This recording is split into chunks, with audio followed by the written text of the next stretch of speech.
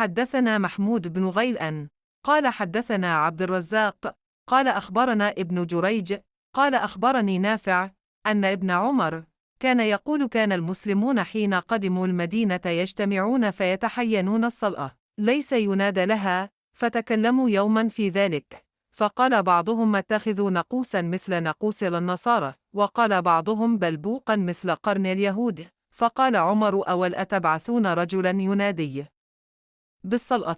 فقال رسول الله صلى الله عليه وسلم يا بلال قم فنادي بالصلاة. When the Muslims arrived at Medine, they used to assemble for the prayer, and used to kiss the time for it. During those days, the practice of adhan for the prayers had not been introduced yet. Once they discussed this problem regarding the call for prayer. Some people suggested the use of a bell like the Christians, others proposed a trumpet like the horn used by the Jews. But Fasilat Ulya Umar was the first to suggest that a man should call the people for the prayer, so Allah's messenger ordered Bilal to get up and pronounce the adhan for prayers.